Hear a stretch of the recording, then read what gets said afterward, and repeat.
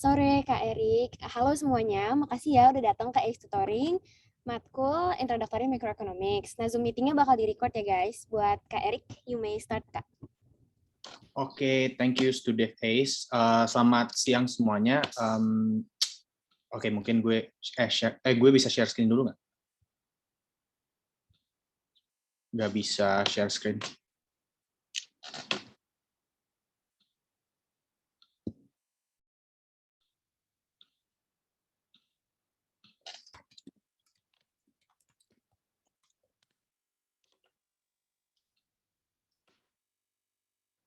Najla, gue bisa share screen dulu nggak? Biar bisa di ini. Oke, bentar, Rick.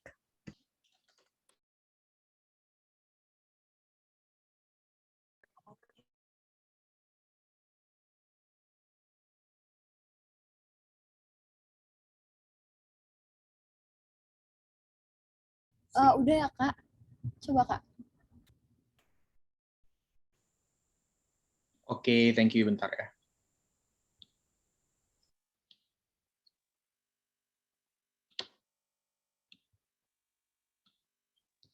Oke, jadi selamat siang semuanya. Kita langsung mulai aja ya. Jadi hari ini, jadi kenalin nama gue Eriq, gue dari Ilmu Ekonomi KKI 2020, dan hari ini kita akan membahas soal UTS Ganjil 2020 untuk pengantar ekonomi 1. Oke, jadi pertama kita akan bahas yang pilihan ganda atau multiple choice terlebih dahulu. By the way, gue ngajarnya campur English Indonesian, nggak apa-apa ya? Oke. Jadi untuk nomor 1, dan kalau ada pertanyaan langsung aja di-cut, unmute aja nggak apa-apa. Dan kalau ngerti bilang aja oke atau apa gitu. Oke. Jadi mungkin untuk nomor 1 pertama, yang nomor 1 dulu. Jadi pertanyaan nomor 1 adalah Amanda gets a present from her brother in the form of cash money of 500,000 rupiah. With that money, Amanda has choices, i.e. to buy new shoes or new clothes, which will cost her 500,000 rupiah. The economic situation is, jadi di sini kita ada 4 pilihan, yaitu yang pertama scarcity, yang kedua trade-off, trading makes everyone is better off. Nah, mungkin kita mulai dari a key principle of economics dulu ya. Jadi ada di dalam economics kita we can establish that scarcity refers to the limited availability of a resource compared to the limitless wants. Jadi ini benar-benar basic, bisa dibilang basic economic principle, bahwa resources kita limited, namun wants kita itu limitless atau unlimited. Jadi mungkin tadi kan ada 4 pilihan ya.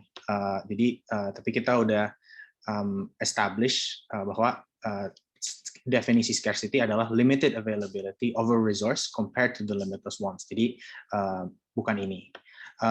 Terus we can also that makes everyone is better off. Jadi mungkin dari empat pilihan itu, it comes down to the final 2, which is trade-off versus opportunity cost. Nah, opportunity cost itu refers to what a person could have done with what was sacrificed. Sedangkan, jadi itu maksudnya it refers to the next next valuable opportunity.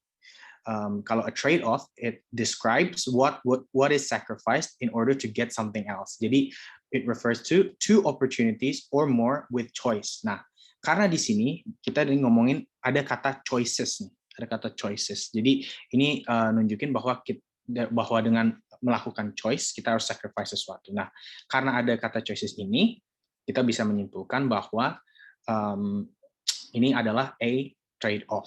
Maka dengan itu jawabannya adalah B. Oke, jadi untuk pertanyaan selanjutnya untuk multiple choice. Jadi pertanyaan kedua adalah please look at the circular flow below. Diane works as an accountant in a public accounting firm and receives salary as a compensation for her services. Herman owns a shop and rents it to a company. If Dian's income is represented by money flow from D to B, then Herman's income is represented by money flow. Nah, di sini kita ada 4 pilihan, yaitu from A to C. Jadi from A to C, terus pilihan B adalah from C to A, C adalah C to B, dan D adalah D to B. Nah, gue langsung kasih lihat aja ya. Ini apa? This is called the diagram of circular flow. Nah, di sini kita ada udah established. It's the same as this. It's just that it's filled in. Each of the boxes are filled in, also with the labeling of the arrows as well. Nah, tadi kan katanya Dian's income is represented by the money flow from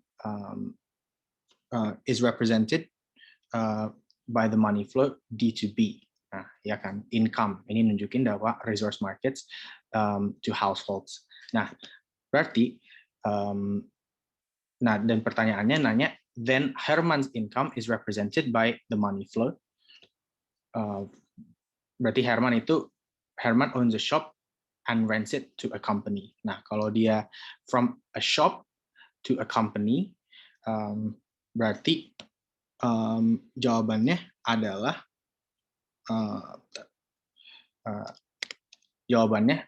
D. Di mana tadi from resource markets to ini harusnya dari C, from C to A. They should be B actually, because it's from product markets. Ini tadi kan from a shop and rents it to a company, businesses. Sorry, ini dari product markets. Jadi dari income from the product markets, it goes to the businesses. Berarti ini harusnya B. Ini diralat ya. Ini bukan D. Ini harusnya B. Nanti I'll share the PowerPoint presentation with you guys. Nanti I'll edit that answer as well. Oke, untuk nomor 3. Hendra usually buys 10 cups of instant coffee a month. Then he receives a job offer and plans to work in September, a month after his graduation in August. Hendra then decides to buy only 5 cups of instant coffee, while also decides to purchase coffee latte from the coffee shops in September. In this case, instant coffee is, jadi ada 4 pilihan nih. Ada a substitute good, an inferior good, a normal good, and a complementary good. So maybe we can go through the definitions first. Jadi a normal good is a good for which, other things being equal, an increase in income leads to an increase in demand. Jadi untuk barang normal itu, when income increase, demand for the good will also increase. Contohnya mungkin when we have an increase in income, it could be, for example, a house. It would be considered a normal good. Then we also have inferior good. An inferior good is a good for which, other things being equal, an increase in income leads to a decrease in demand. Nah, so for example, maybe an inferior good could be, usually abroad, they have, kalau di Indonesia nggak terlalu sih, tapi kalau di luar negeri itu, kalau bukan butter, if they don't order butter, usually the less wealthier will order lard instead, which is considered a cheaper alternative. So if people's incomes increase, usually they will go for butter instead, and thus as a result, when they go for butter, the demand for lard, it will decrease. So that's an example of an inferior good. Here we also have substitutes, which is two goods for which an increase in the price of one leads to an increase in the demand for another. So for example, substitutes, they might be substitutes could be Pepsi and Coke, for example. If misalnya kalau lebih banyak orang beli Pepsi atau Pepsi, less people will buy Coke and vice versa, because they're both considered substitutes. And then complements, for example, it's two goods for which an increase in the price of one leads to a decrease in the demand for another. So, jadi mungkin when yeah, so an example of a complementary good would be maybe sugar and tea. Jadi tadi balik lagi ke pertanyaannya, Hendra usually buys 10 cups of instant coffee a month. He receives a job offer and plans to work in September, a month after his graduation in August. Hendra then decides to buy only 5 cups of instant coffee, whilst also decides to purchase coffee latte from the coffee shops in September. In this case, instant coffee is, karena ini mengurangkan yang tadinya 10, sekarang Hendra memutuskan untuk hanya membeli 5. Berarti dari semua definisi yang kita ada di sini, kita bisa menyimpulkan bahwa jawabannya adalah B, barang inferior atau inferior good. Oke, nomor 4. By the way, pace gue kecepatan atau kepelanan nggak ya? Mungkin paham nggak dengan pace yang pace sekarang? Paham ya. Jadi nomor 4 lanjut ya. Nomor 4. Jadi Dewi really loves bread with peanut butter spread. Then she watched the news on one of the TV channels that severe drought in various countries has devastated more than 60% of the world's peanut crops. Many analysts predict that the price of peanuts will double by the end of the year. As a result, ini mic-nya boleh di-mute dulu nggak sih? Oke, thank you. Jadi tadi nomor 4 ya. Jadi pilihan jawabannya adalah Dewi's demand for peanut butter will increase, but not until the end of the year. Terus pilihan kedua, Dewi's demand for peanut butter increases today. Dan C, Dewi's demand for peanut butter decreases as she looks for a substitute good. And D, Dewi will wait for the price of jelly to change before altering her demand for peanut butter.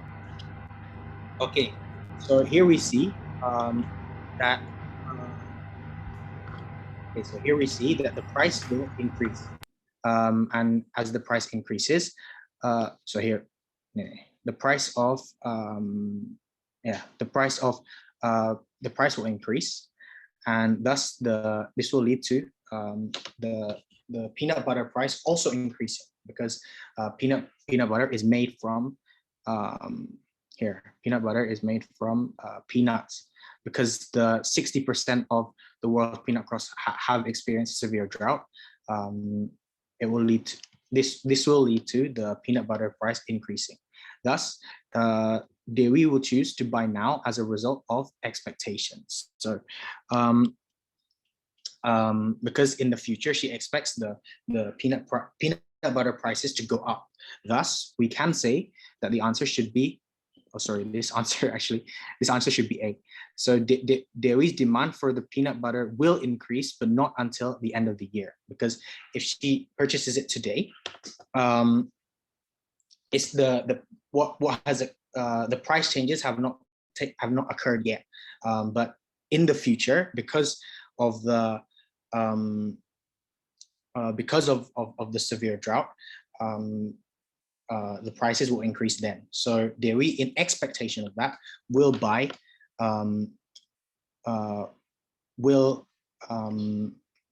more now instead of waiting until the end of the year.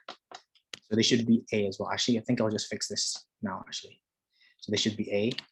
And then originally, this one should be A. Okay.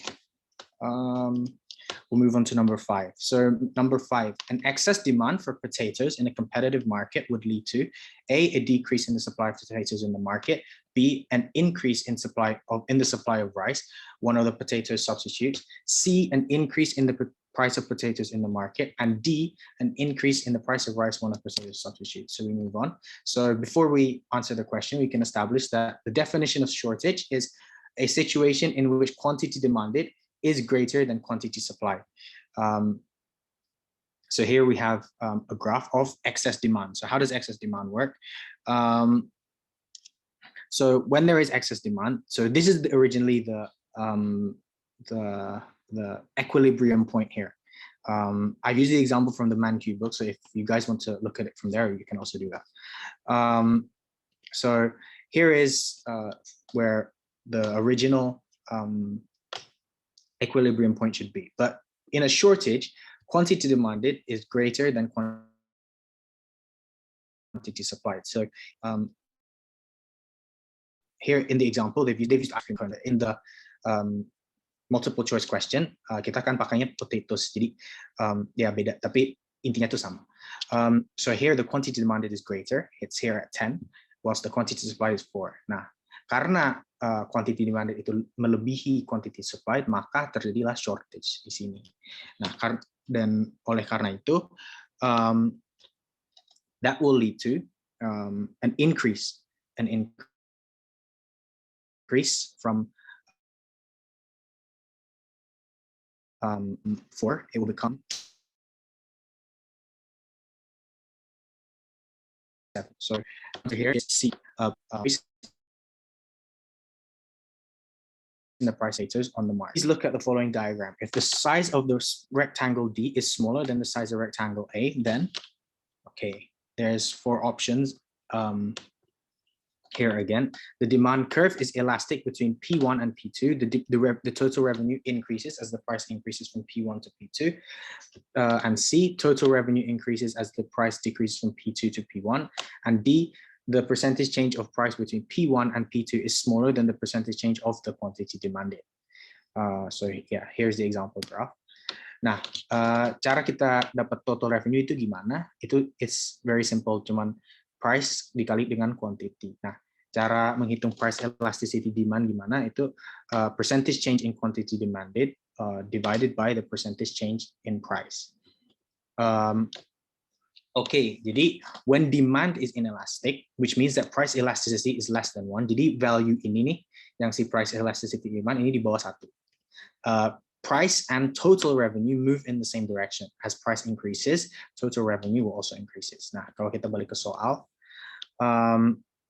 it's smaller here. Jadi size of the rectangle is smaller than the size of rectangle A. Size of rectangle D, sorry, itu lebih kecil daripada rectangle A. Nah, kalau di sini kita lihat yang mana yang lebih kecil. Ini gue juga ambil dari MainQ sih. Jadi ada the case of inelastic demand dan ada juga the case of elastic demand. Nah, yang mana lebih kecil? Ini kan kelihatan nih kalau inelastic demand, rectangle B here, which in the question is rectangle D, is smaller than rectangle A. So we can say that we can say that this is a case of inelastic demand. Thus, karena ini kasusnya inelastic demand, berarti the answer is B. Tadi B apa? The total revenue increases as the price increases from P1 to P2. Okay. Jadi we'll move to number 7. At the beginning of 2020, Ella's income increases by 20% and her rice consumption decreases from 20 kilograms to 15 kilograms a month. The income elasticity for Ella of Ella for rice is, nah, okay, jadi apa itu income inelasticity of demand? Nah, income inelasticity of demand adalah a measure of how much the quantity demanded of a good responds to a change in the consumer's income, computed as a percentage change in quantity demanded divided by the percentage change in income. Nah, ini udah ditulisin nih rumusnya. So it's been written here as a formula. Nah, caranya gimana khususnya buat nomor 7. Nah, income elasticity demanded kayak tadi yang udah ditulis, percentage change in QD, which is QD maksudnya quantity demanded, divided by percentage change in income. Nah, tadi kan income percentage change in income-nya udah dikasihkan di soalnya 20. Ini ada 20 ya. Nah, percentage change in income is equal to 20%. Nah, jadi karena itu kita tinggal cari percentage change in QD. Nah, QD itu cara apa? Percentage change in QD caranya dapatnya gimana? Q2 minus Q1. Maksudnya Q2 is the final quantity. So the final quantity here we can see is 15 kilograms per month, whilst the original quantity was 20. Jadi di sini kita bisa bilang 15 min 20 dibagi 20 karena Q2 tadi 15 dan Q1 itu tadi 20 dikali 100 jadi sama dengan minus 5 dibagi 20 kali 100 sama dengan minus 25%. Nah, minus 25% kita dapat nih percentage change in quantity demanded. Jadi tinggal dibagi nih minus 25% dibagi 20%. The answer is D. Why is the answer D? Karena ini angkanya negatif, and Ella considers rice as inferior goods. Inferior goods, kenapa? Because of the negative symbol. Okay. Jadi nomor 8, assuming that a cross price elasticity of X and Y is 0.6, if there is an increase in the price of X by 50%, then the consumption of Y will, okay. Apa itu cross price elasticity demand? A measure of how much the quantity demanded of one good responds to a change in the price of another good, computed as the percentage change in quantity demanded of the first good divided by the percentage change of price in the second good. Nah, ini rumusnya udah ditulis nih. Kalau misalnya kalian mau catat juga boleh. Percentage change in QD of good 1 divided by percentage change in the price of good 2. Nah, ini udah gue tulisin lagi nih. Percentage change in QD of good 1 divided by percentage change in price of good 2. Nah, kita udah dikasihkan. Kalau ini soalnya kan dia udah kasih cross price elasticity of demand value-nya berapa, which is 0.6. Nah, is equal to percentage change of QD divided by tadi percentage change of price itu udah dikasihkan, which is 0.5. Nah, ini tinggal dikali, ini is basic math sih sebenarnya. 0,5 kali 0,6. 0,5 kali 0,6 kita dapat 0,3, which is a positive value, dan kalau positive value untuk cross price elasticity of demand, kita bisa menyimpulkan bahwa ini substitutes. Jadi the answer is C. Tadi apa C? Increase by 30%, whereas X and Y are substitute goods. Okay, jadi number 9. A consumer named Teddy spends his money to buy sushi, ochati, and other goods. Teddy only eats sushi harusnya only if he has ochati as the side drink. Then, okay. Jadi ada beberapa tipe. There's a number of different types of goods, right? Types of ini. So there's perfect substitutes, and there's perfect complements, and an indifference curve. For the concept of indifference curves. Jadi here ini biasanya indifference curve most of the time ini it's a bit curved, ya namanya juga indifference curve ya. Jadi it's a bit curved. Jadi kayak yang contoh yang ada di sebelah kiri. Namun kalau perfect substitutes is straight here, the straight line. Ini gue ambil penjelasannya dari MenQ. Jadi suppose that someone offered you a bundle of nickels and dimes. How would you rank the different bundles? Most likely, you would care only about the total monetary value of each bundle. If so, you would be willing to trade 2 nickels for 1 dime. Your marginal rate of substitution between nickels and dimes would be a fixed number, regardless of the number of nickels in the bundle. Jadi, it doesn't matter gitulah. Pokoknya buat perfect substitutes. Nah, lanjut buat si perfect complements. Nah, karena perfect complements itu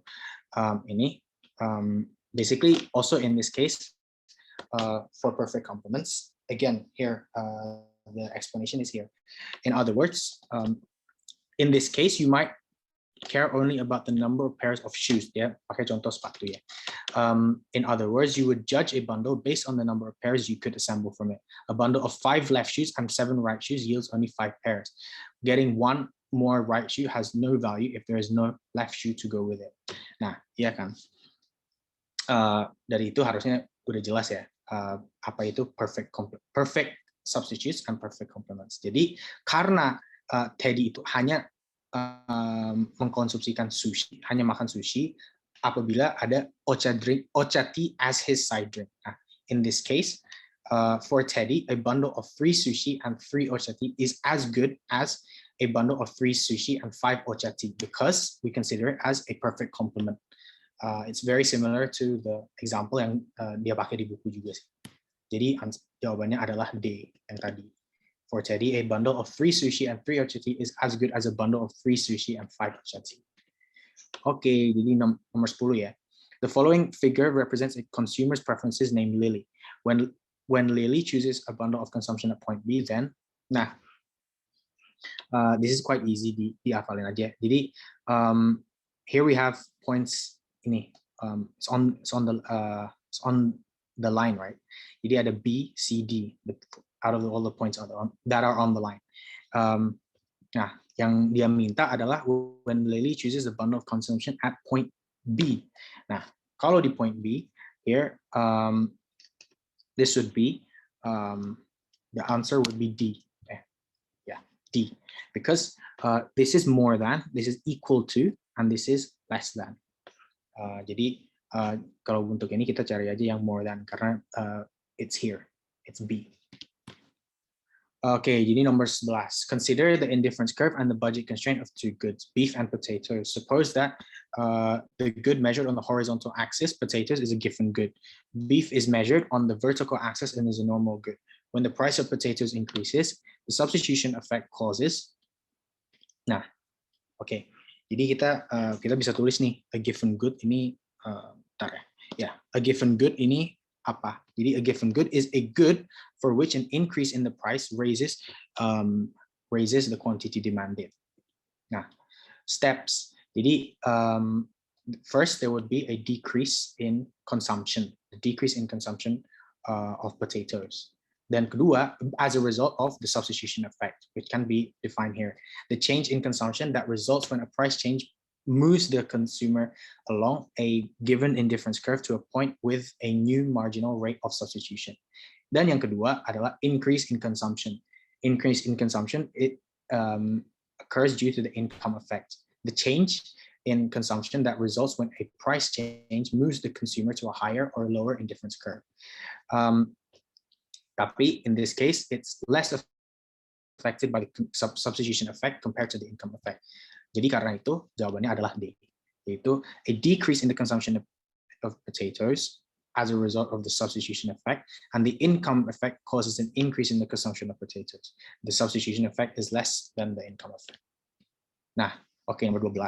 Sita consumes only Jeko donut and Nostalgia coffee. The price of a donut package that she usually buys is 20,000 rupiah, and the price of Nostalgia coffee is 40,000 rupiah. Sita spends her money to buy 5 boxes of Jeko donuts and 10 cups of Nostalgia coffee every month to maximize her satisfaction. If of the 5th donut is 100 units, then the marginal utility of the 10th Nostalgia coffee is, nah, hari ini kita pakai rumus saja, PX, maksudnya price of good X divided by price of good Y, sama dengan marginal utility X divided by marginal utility Y. Nah, kita udah dikasih nih kan tadi, oke? Kita udah dikasihkan tadi 20,000 divided by 40,000, sama dengan 100 dibagi MUY, ini yang kita carikan, marginal utility of the 10th Nostalgia coffee. Nostalgia coffee ini kita bisa sebut sebagai good Y. Nah, karena itu, ya udah, this is just simple algebra lagi sih. MUY sama dengan 100 dibagi 20.000 dibagi 40.000. Nah, ini kita dapat 200. Karena 200 jawabannya adalah C. Oke, nomor 13 ya. The budget constraint gives information about consumers' income and the prices of two goods. If the prices of the two goods increase, but the level of income remain the same, the constraint will, ini sebenarnya gampang sih. Ini udah ada ya. Quantity of good X, and this is quantity of good Y. Nah, budget constraint tadi itu kan ini ya. Budget constraint tadi ini ada di sini ya. Terus, yeah, so the income remains the same, but the prices of the two goods increase. So if the price of the two goods increase, the budget constraint, because less can be bought, thus it will move to, it will shift to the left. The budget constraint two will be on the left because of the prices of the two goods increasing. Jadi the answer is D, shifting to the left. Nah, nomor 14. Consumers will have their optimal choice if they can have the best combination of two goods. For example, there's X and Y, subject to their budget constraint. In the graph of consumers' choices optimization, this condition happens when. Nah, jadi di sini kita ada yang namanya consumers optimum. Nah, di sini di consumers optimum kita udah bisa lihat nih, the optimum is when it's tangent. So when it's tangent, when the indifference curve is tangent to the budget line. Jadi dari sini aja kita udah bisa mastiin bahwa jawabannya adalah C. Oke, nomor 15 ya. Suppose that for a particular business, the owner can calculate both explicit and implicit cost. Di sini ini they're trying to test your understanding of accounting profit dan economic profit. Nah, jadi there is yang namanya accounting profit and there is also economic profit. Nah, kalau economic profit itu made out of this is here economic profit, tapi it's also you have to decrease, you have to minus the implicit cost and the explicit cost to get the total profit. Nah, kalau accounting profit itu kita dapatnya just explicit and just the explicit cost. We just take that away. Jadi when the owner can calculate both explicit and implicit costs, maka jawabannya adalah B. Apa tadi, the accounting profit will be greater than the economic profit. Karena kenapa? Economic profit itu takes into consideration the implicit costs, sedangkan accounting profit it doesn't take it into account. Gue kecepatan nggak ya? Kalau kecepatan atau terlalu pelan bilang aja ya, langsung di-cut. Okay, jadi nomor 16. Based on the following information, what is the marginal product of third labor? Nah, third labor ini sebenarnya gampang. Kita udah lihat kan 87 sama 67. All we have to do is just do 87 minus 67 sama dengan 20. Jadi marginal productnya itu C, which is 20. Okay, number 17 ya. Kunci Perak, a publishing company, recruits additional workers for each printing unit. However, the company still encounters some budget constraint to buy new printing machines. Consequently, some workers may be underutilized because they have little to do while waiting in line for the machine. When this occurs, Kunci Perak encounters. Nah, sebelum kita bisa jawab ini, kita harus tahu dulu definisinya ya. Jadi definisi Economies of Scale adalah the property whereby whereby long run average total costs, ini cost ya, cost fall as the quantity of output increases. Sedangkan diseconomies of scale adalah the property whereby long run average total cost rises as the quantity of output increases. Nah, terus ada satu lagi sih yang harus ditahu dulu, which is diminishing marginal product. And diminishing marginal product itu adalah the property whereby the marginal product of an input declines as the quantity of input increases. Nah, karena itu, ini kan kita udah lihat ya, ininya, pertanyaannya. Here, why is this? So the answer for number 17 is C. Why is it C, diminishing marginal product, and not B? Well, it's C because the costs have not risen here. They have not stated in the question that the costs have risen. What they've shown, whereby the marginal, what they've shown is actually the diminishing marginal product, the concept of the diminishing marginal product, which is when the property whereby the marginal product of an input declines as the quantity of input increases. Inputnya mereka recruit additional workers, so the input goes up. Nah, tapi some workers may be underutilized because they have little to do while waiting in line to use the machine. Nah, karena itu,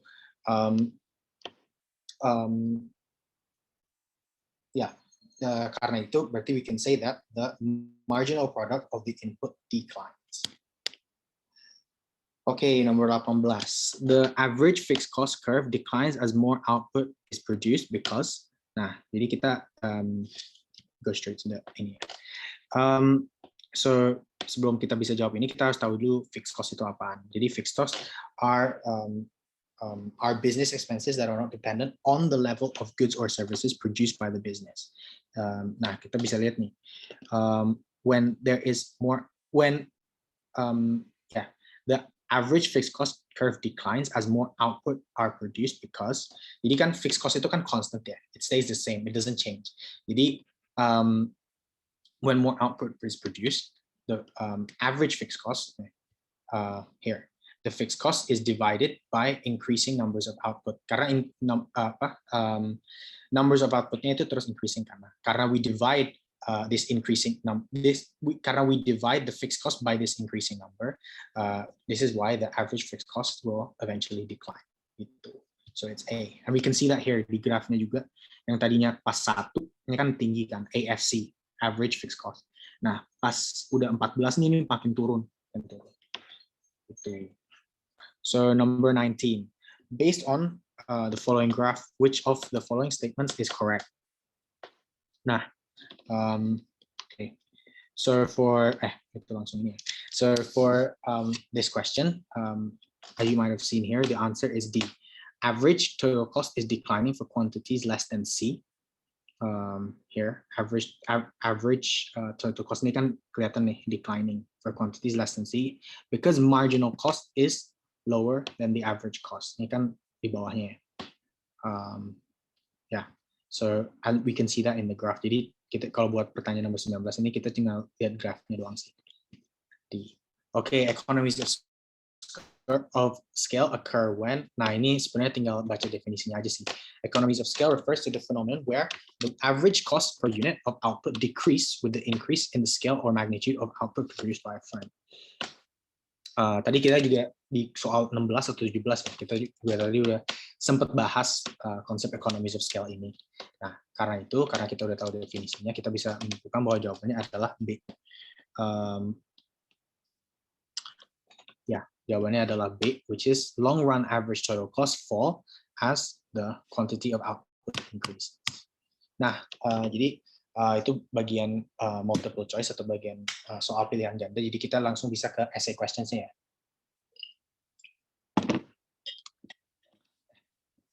Jadi untuk essay questions, jadi gue udah bagiin sih. Jadi for number 1A and 1B. Nah, jadi for number 1A, suppose that Krypton economy produces only 2 goods, i.e. food and machinery. Using all of its available resources, Krypton was able to produce a maximum of 200 units of machinery with no food, or 400 units of food with no machinery. Let us assume that Krypton economy worked efficiently in 2019. Draw the production possibility frontier curve of Krypton economy in 2019 with the increasing opportunity cost of machinery. Put the quantity of machinery at x-axis. Describe the various economic concepts depicted by the curve. Dan soal B adalah on the same graph of point A, put 3 points, label them as A, B, and C that illustrate the Krypton economy in 2019. Jadi kita ada di sini nih. Tadi dia bilang ya, Krypton was able to produce a maximum of 200 units of machinery with no food. Jadi with no food itu, ya jadi dari sini we can see with no food. Ini, ya. With no food, with no food berarti sorry, this should be A. Sorry, ini gue juga terbalik sih. Ini harusnya C, B, A. Nah, di C-nya itu tadi ya, yang 400 units of food with no machinery. Jadi sebenarnya yang point A ini harusnya 400 units of food with no machinery. Enggak deh, ini udah benar kok. So 400 units of food with no machinery adalah point A. Terus point harusnya ini point C adalah a maximum of 200 units of machinery with no food. Jadi ininya di sini. So nah, so here producing 400 units of food with no machinery. Terus B, productive efficiency with both a mix of food and machinery, while C itu adalah producing 200 units of machinery with no food. Nah, apa itu economic concepts yang ada di sini? Ini tadi productive efficiency. It's everything that's on the production possibilities frontier curve. So everything that's on this curve, it can be said to be a rate of productive efficiency. Cuman bedanya it's the combination of goods. Jadi B itu kan tadi yang udah ditulis di sini, it's a mix of both food and machinery. Sedangkan A and C Ada yang misalnya A tadi itu no machinery, sedangkan C itu no food. Oke, jadi letter C is let that 5 years ago, the economy of Krypton still underutilized its resources. How do you call such a condition in the Krypton economy? On the same graph of point A and B, put a point, label it as D, that describes such condition. Explain. Jadi point D itu di sini, underutilization of resources. Kenapa? Because ya kita ini aja kasih example aja ya. Jadi misalnya at point D, the amount of food the quantity of food is expected to be less than 400. Less than 400 is an underutilization of its resources. Sama juga untuk bagian machinery. Point D itu pasti lebih kurang daripada 200. Jadi because it's less, it can also be considered as an underutilization of resources. Jadi karena itu it's here. D is anywhere inside or on the left of the production possibilities frontier. Nah, D. Kita lanjut ya. For 1D itu, how do you explain the change in the Krypton economy during the 5-year period? Jadi ini jawaban gue dari tahun kemarin sih. Jadi 5 years ago, the Krypton economy was at a point of inefficiency. Kayak tadi kita bilang, it's here. D, underutilization of its resources. However, as the economy uses resources fully and efficiently, the point of productive efficiency moved from the left of the production possibilities curve, which is inside the curve, to a point on the curve. Then E. Suppose that in 2020, the Krypton economy is able to increase the production of each good by 50%. What would happen to the production possibility frontier, and explain how such thing may occur? So if the Krypton economy is able to increase the production of each good by 50%, then the production possibility frontier will shift outward. Jadi ini di sini nih. Sebenarnya it can be bisa PPF, PPC itu sama aja. PPF maksudnya production possibility frontier, dan PPC itu production possibilities curve. Jadi kalau increase of production itu pasti terjadi outward shift. Jadi kalau yang contoh yang gue taruh di sini nih, ini dari B ke Q ke Q, dan dari A ke P. Jadi this could occur due to the economic growth which would occur because of the increasing production kan. Jadi pasti terjadi pertumbuhan ekonomi. Now, economic growth happens as a result of factors such as labor and capital available, and also better available technology, which in turn will increase the production of each good. That in this certain case is 50%. Nah, dia udah tuliskan 50%. Jadi sebenarnya konsepnya adalah there will be a shift outward karena increase in production itu.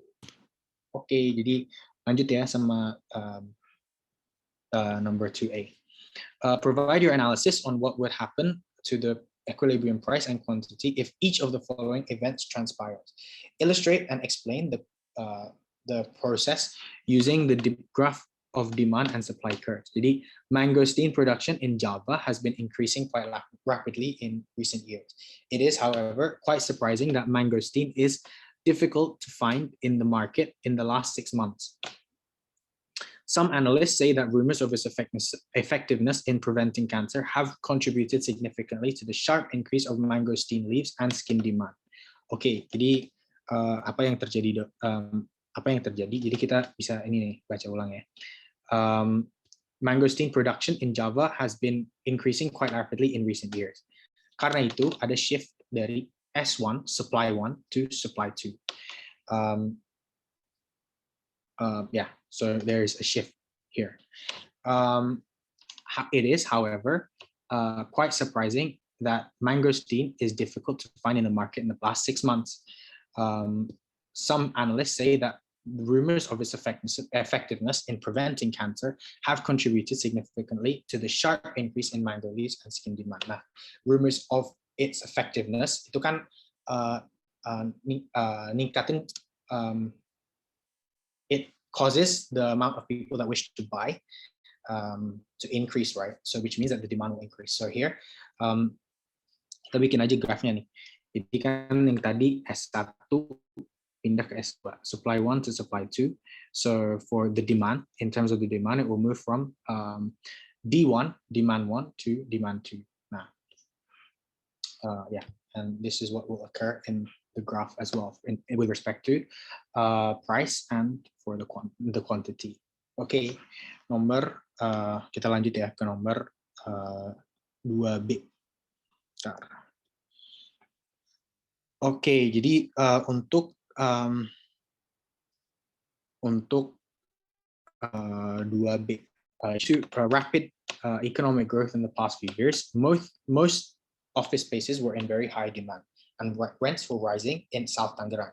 The relative ease of getting vast land clearance due to idle utilization before, coupled with the anticipation of continuous rigorous economic growth, has made developers see it as an invaluable opportunity to keep on constructing various modern Soho buildings. However, in March 2020, the outbreak of the COVID-19 pandemic has hit the country hard, including the city.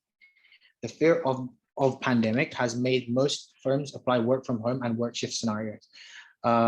Nobody is able to predict how long the pandemic will last. Many developers are forced to postpone new construction projects. Nah, kita bisa lihat ya di sini.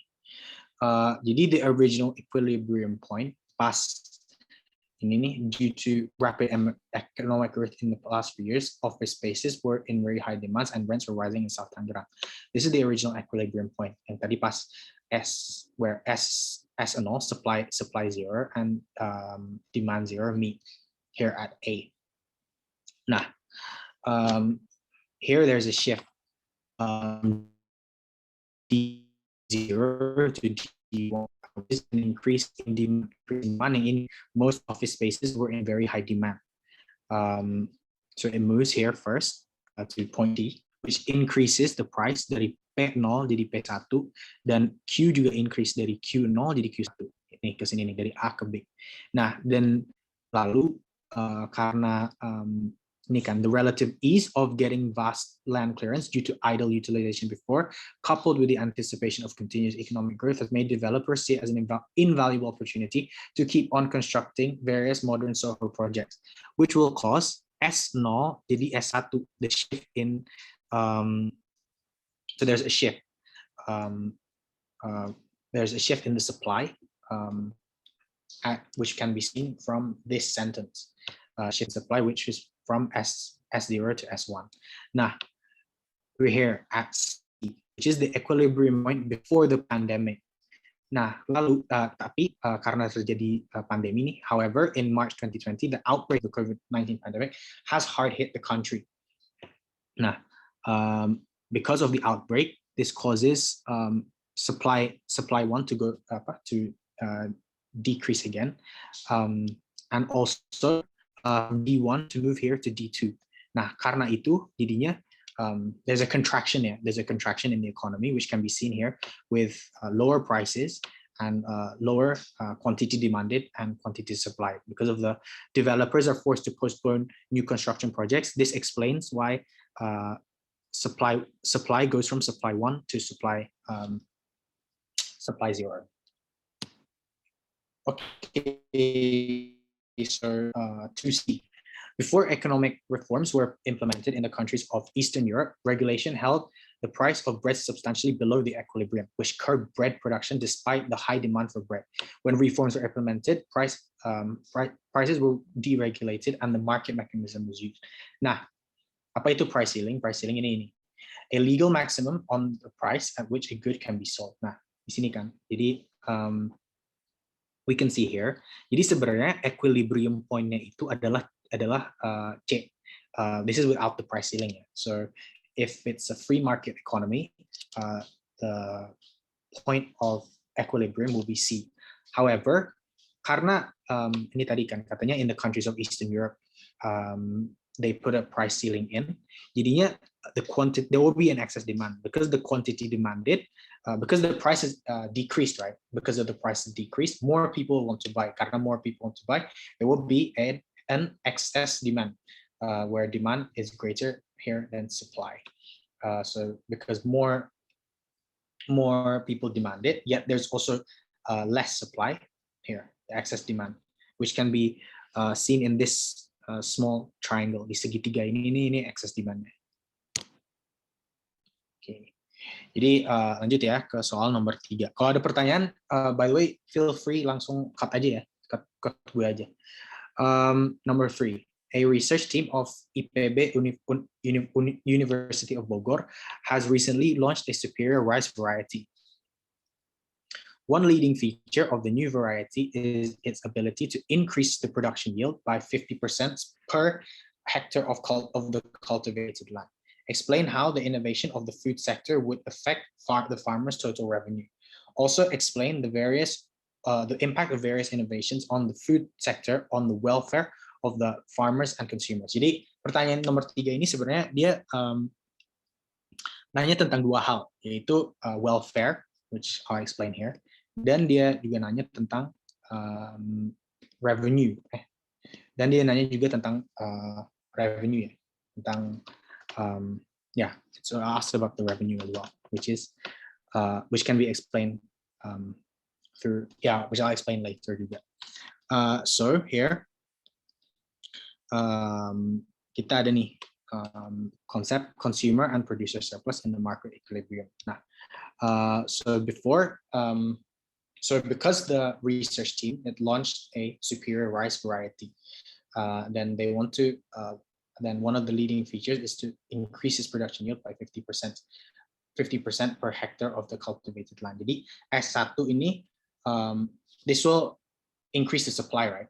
Dia udah ditulis di sini 50% per each hectare of cultivated land. Jadi S1 will move to S2. Supply 1 to supply 2, which will increase the quantity also from Q1 to Q2 and bring the price down. Nah, before the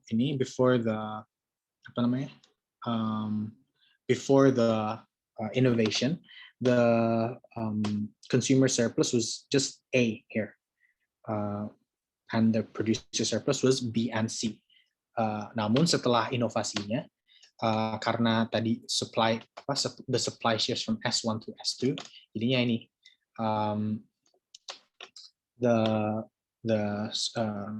producer surplus itu C and D, C plus D ini, dan the consumer surplus adalah A, B, and E gitu. How would it affect the total revenue? Ini kita bisa ke sini. We can consider rice, apalagi di Indonesia ya, beras itu kan dianggap sebagai barang inelastik. Karena dianggap barang inelastik ini gini.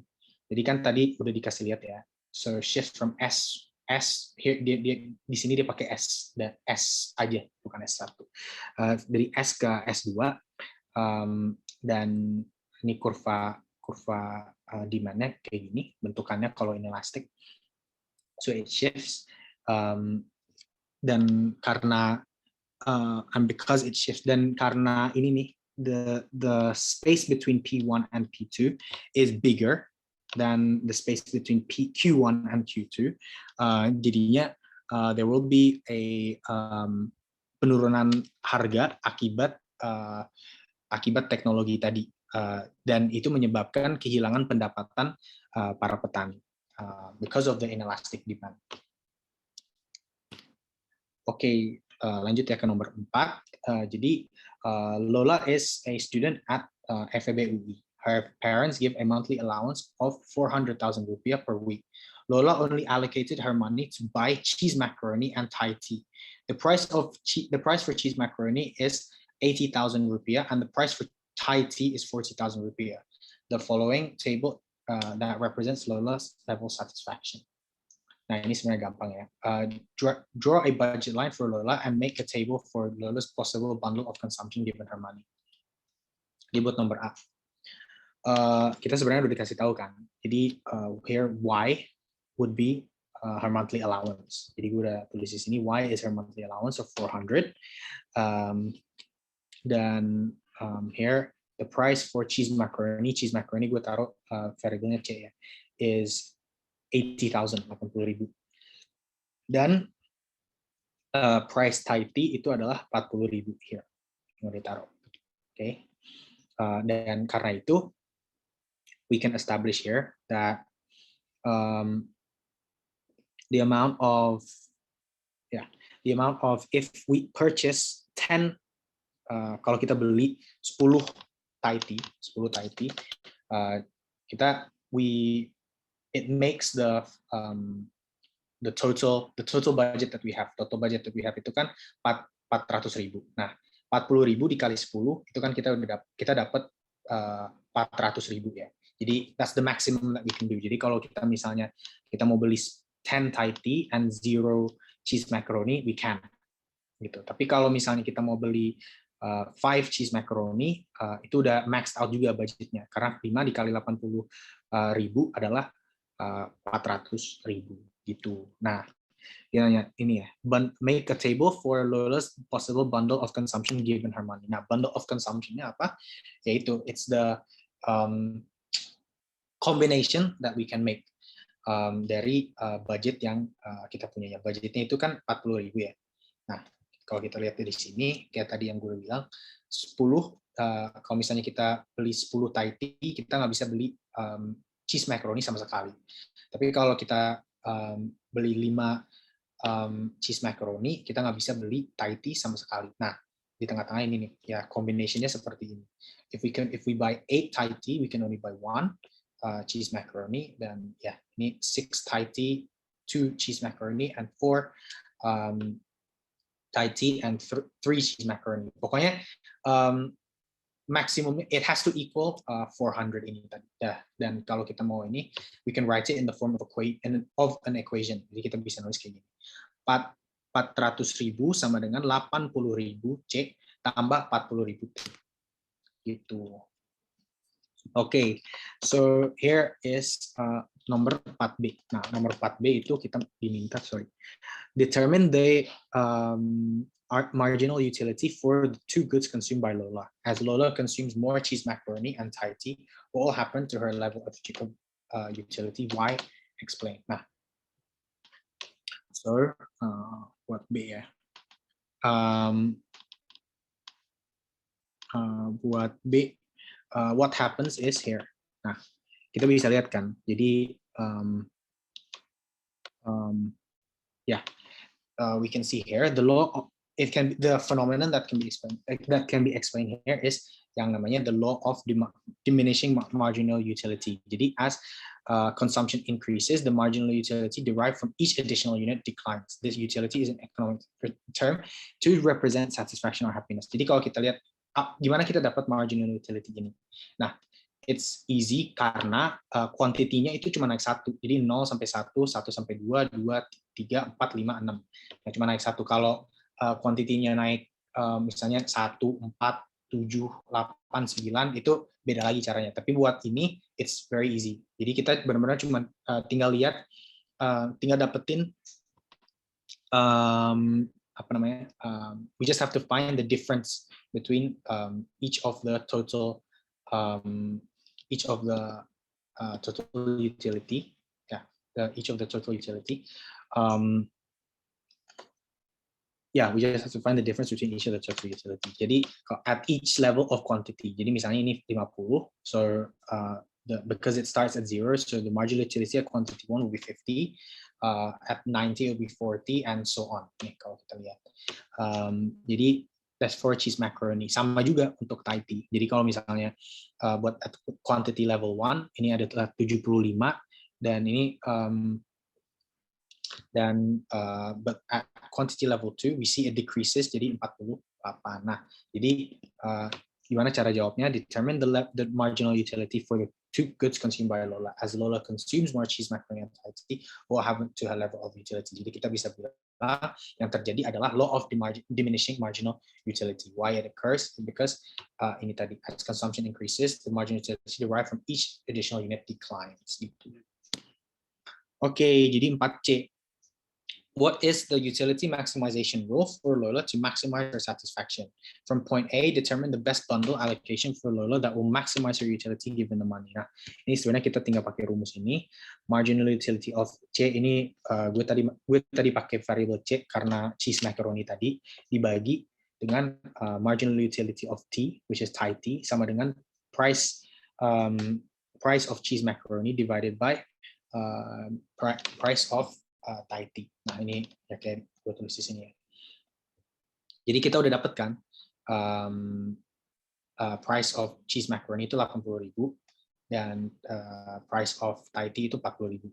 Nah, kita tinggal bagi nih untuk dapetin si marginal utility in order to get marginal utility of cheese divided by marginal utility of Thai tea, ini sama aja rumusnya. Jadi kita udah dapat nih 2/1.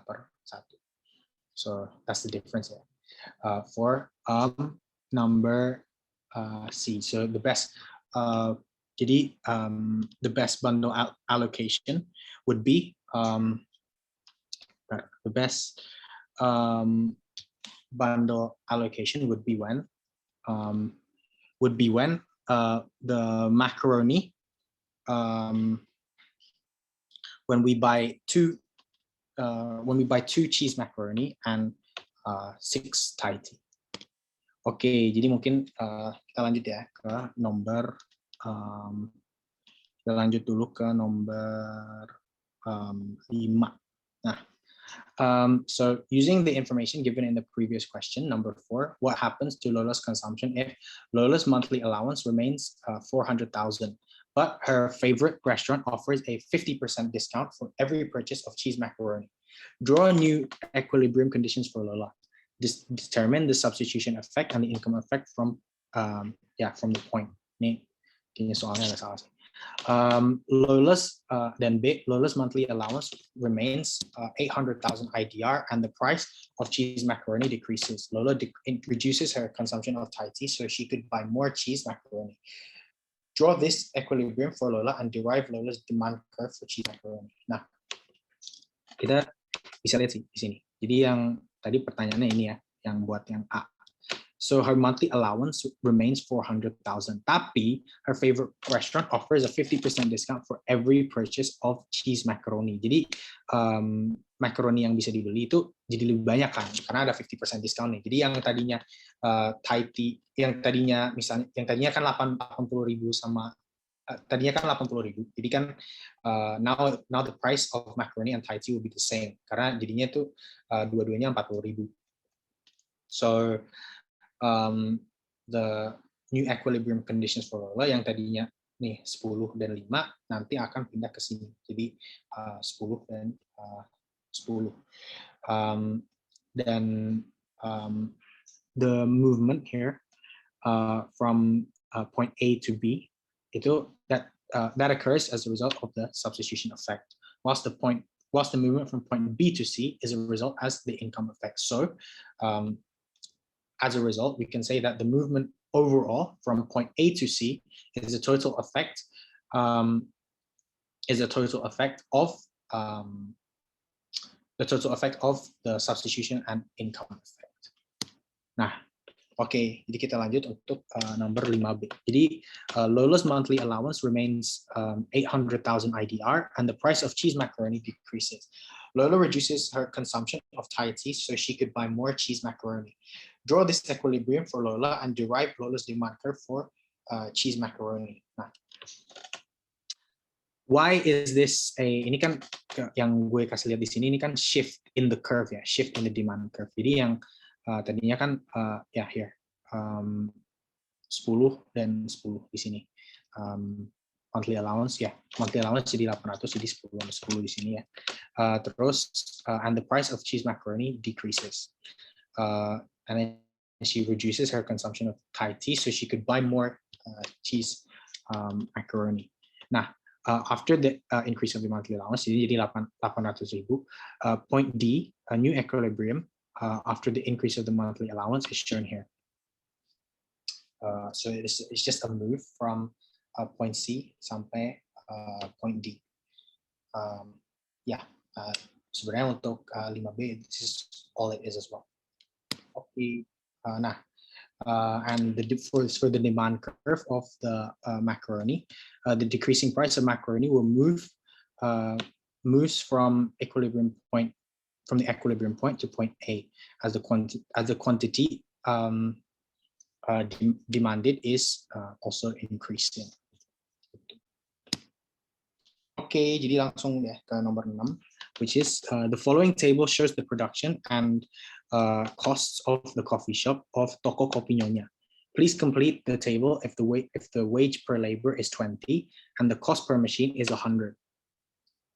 Nah, udah, ini kita langsung isi aja ya. Jadi number of machines ini udah always the same, constant, dan outputnya yang tadi kita juga dikasih lihat ya, output dari yang number of labor. Nah, yang kita harus hitung adalah marginal product of labor dan marginal cost. Nah, marginal product of labor itu it goes from 5, karena ini tadi number of labornya juga tetap 1, 2, 3, 4, 5, 6, 7. Nah, naiknya itu cuma 1. Jadi kalau kita ke output, kita cari marginal product of labor itu dari 5 ke 10, jadi 5. Dan 10 ke 20 jadi 10, 3 dan 20 sampai 20 ke 35 jadi 15, 35 ke 55 jadi 20 dan so on. Terus kita juga harus cari. Nah, sekarang kita diminta cari marginal cost. Nah, marginal cost gimana cara kita hitungnya?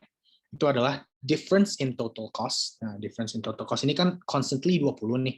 Jadi here it should be 20, 20, 20, 20 dan semuanya 20 dah pokoknya. Divided by the difference in the quantity. Nah, difference in quantity jadi gimana? It's 5, 10, 15, 20, 20, 15 dan 10. Nah, karena dari sini, so that's how you calculate it. Jadi kalau buat yang ini nih, yang marginal cost untuk number of labor 4 itu tinggal dibagi 20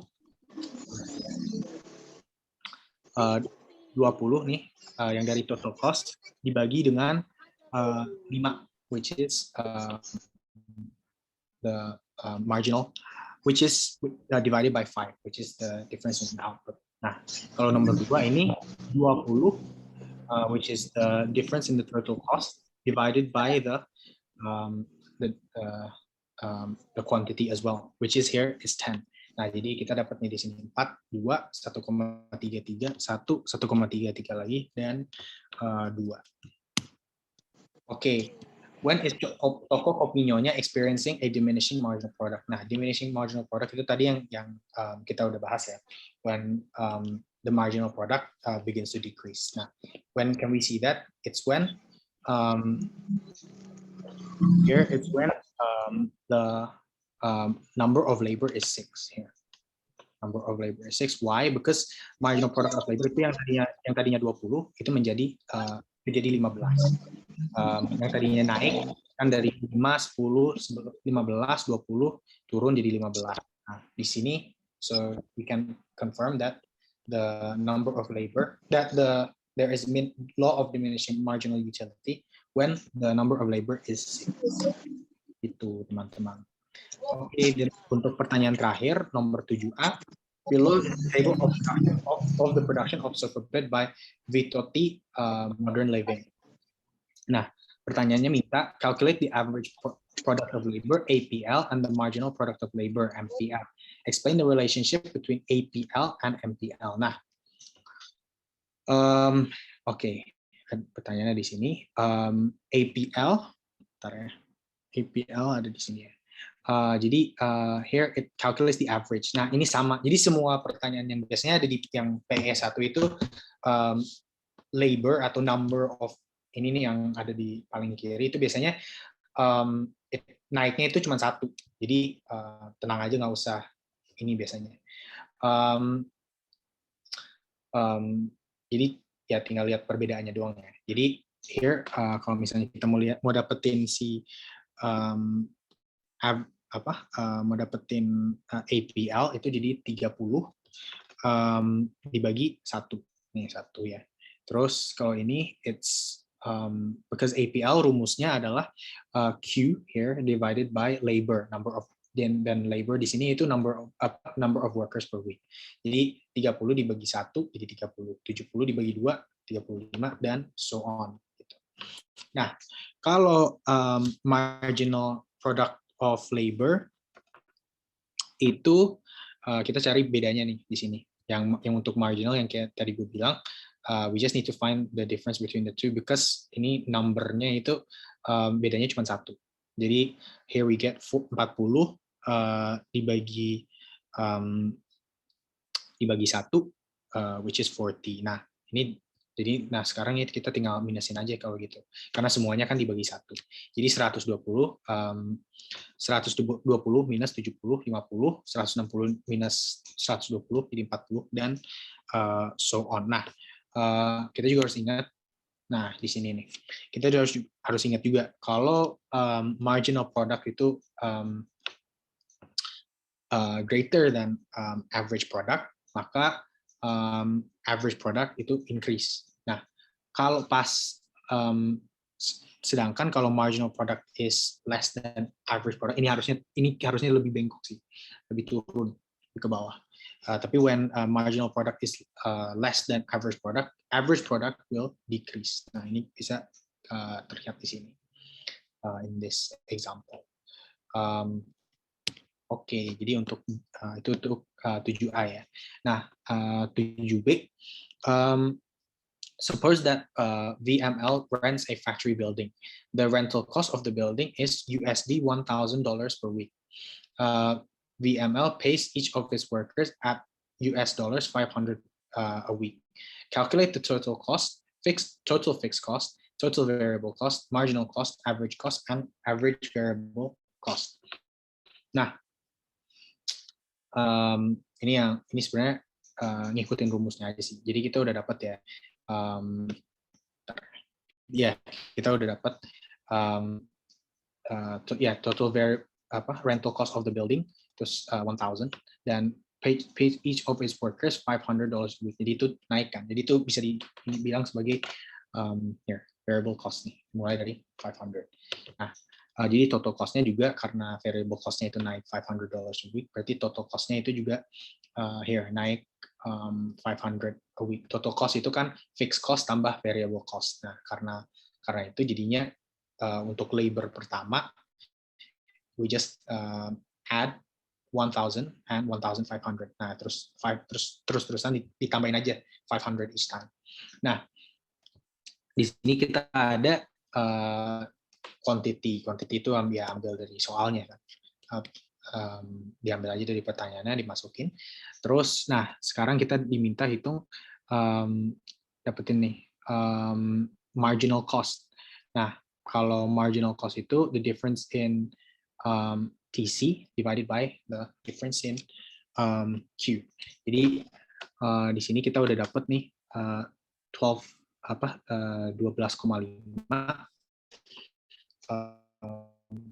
dan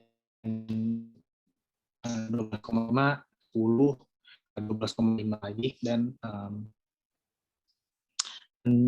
lihat bentar, the difference in Q itu kan 70 30. Nah, we just divided by ini the difference in TC, which is 2,000 minus 1,500. Jadi 500 divided by 400 is equal to 12.5. Nah, and then we repeat the process untuk semuanya ini ya di sini. Nah, terus ada average cost. Nah, average cost itu TC divided by by the way, untuk yang belum tahu yang di ini maksudnya difference ya. So the difference between each of the difference between TC and the difference between Q. Nah, kalau AC ini we just do Q divided by total cost divided by Q. Nah, kalau ini kita tinggal ambil aja nih 1.500 dibagi 30 itu sama dengan 50. Nah, dan seterusnya aja. We just tinggal dimasukin aja ke kalkulator. Kalau AVC itu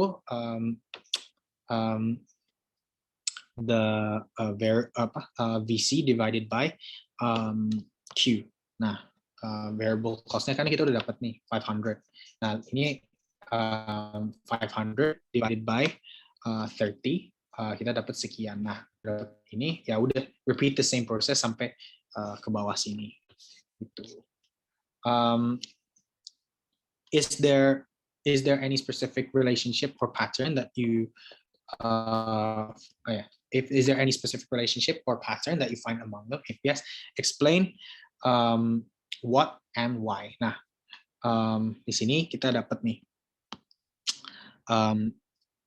marginal cost and marginal product of labor. Nah, kita lihat kan, jadi yang ini diambil sih dari yang tadi, marginal cost-nya itu kan 0, 12,5, 10, 12,5, 16,67, 25, 50. Nah, kita taruh aja di sini, dan we can see from this that when MC increases, MPL will decrease and vice versa. Jadi kan kita lihat nih di sini ya, 0, 0, 12,5, 40, dan 10 sama dengan dan 10 dengan 50. Nah, habis 50 ini dan habis 10 MC it begins to increase again, sedangkan si marginal product of labor will decrease. Gitu dah. Dan tapi ada satu lagi karena ini 2 poin juga sih. Jadi ada another relationship yang kita bisa lihat when minimum AVC ini kan 12,5. Minimum AVC is when AVC is equal to MC. Nah, it can be seen here. Jadi 12,5 itu sama dengan 12,5. Untuk UTS, untuk review UTS tahun kemarin sebenarnya that's it. Kalau ada yang mau tambahin pertanyaan, mau nanya apa-apa, boleh silahkan. Kalau nggak ada, thank you semua. Nanti gue share ininya deh juga ke ACE ya.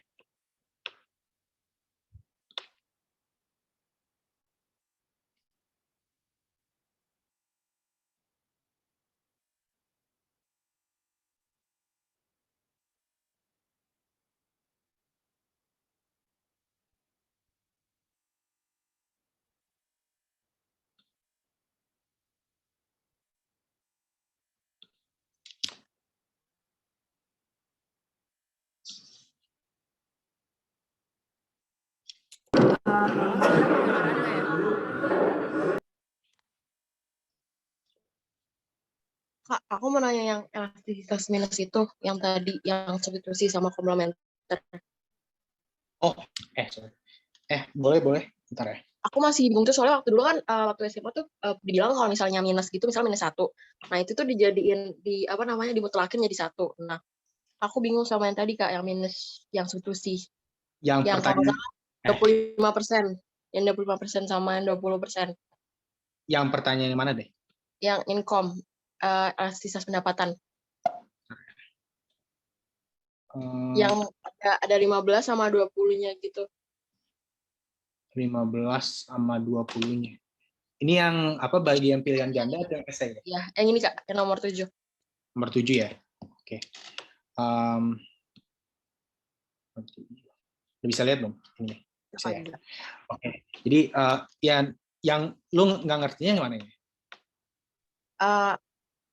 Jadi dulu tuh kalau aku pas belajar ekonomi, katanya kalau misalnya kan ini kan jadinya min 25 per 20 ya Kak. Berarti jadinya pokoknya kalau dulu tuh katanya kalau misalnya dia min 1, ntar dimutlakin jadi 1. Nah, aku bingung kenapa ini bisa jadi negatif gitu. Oh, oke. Nah, bentar ya. Ini kan sebenarnya kalau buat ini tinggal ikutin rumus yang ada di buku sih. Jadi ini kan balik lagi ke pertanyaannya ya. At the beginning of 2020, Ella's income increases by 20% and her rice consumption decreases from 20 kilograms to 15 kilograms per month. The income inelasticity of Ella for rice is, nah ini kita pakai aja yang dari buku pokoknya. Bentar ya. Atau mungkin penjelasannya mungkin bisa lebih ini kali ya. Elasticity of demand.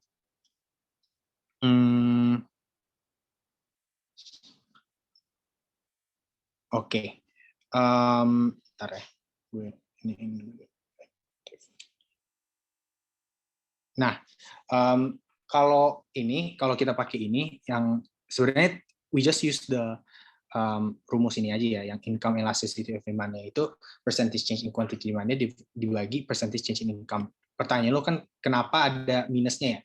kenapa ada minusnya? Minusnya itu sebenarnya buat ini. Jadi a negative income elasticity is associated with inferior goods. Jadi kalau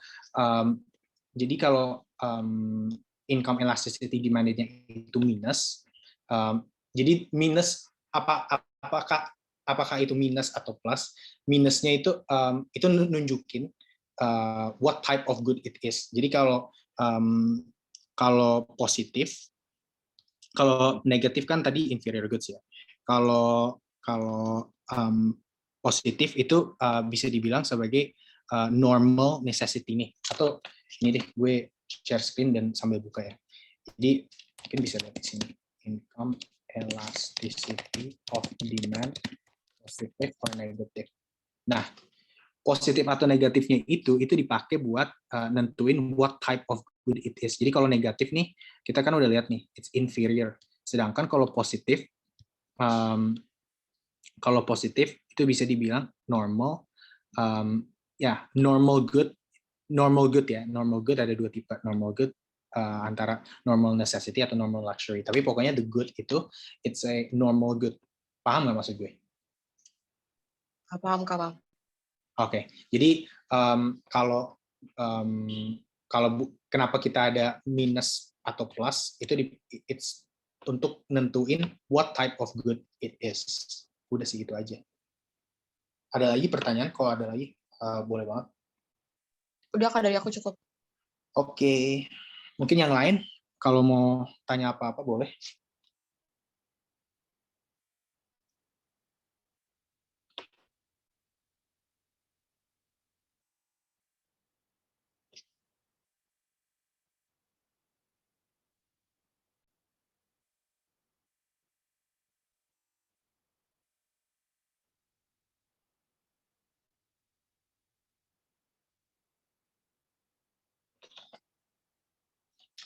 Kalau nggak ada lagi pertanyaannya mungkin bisa lempar balik ke Studef aja kali ya.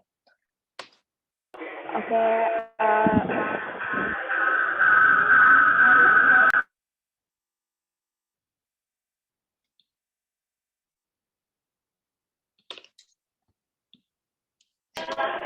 Sebelumnya makasih buat Kak Eriq udah mau bantu tutoring buat hari ini. Semoga sesi kali ini bisa bermanfaat buat teman-teman lain buat yang mau UTS. Oke, good luck semuanya. Makasih ya Kak Eriq. Oh ya, ada pertanyaan dong. Oh iya. Buat recordingnya itu ntar dibagiin kemana ya? Buat recordingnya bisa dicek di YouTube-nya ACE. Ya, nanti buat linknya bakal kita kirim di grup angkatan. Cuma untuk yang sesi sebelumnya, kalau belum dikirim ke grup angkatan, udah kita upload di channelnya ACE kok di YouTube. Oke, makasih.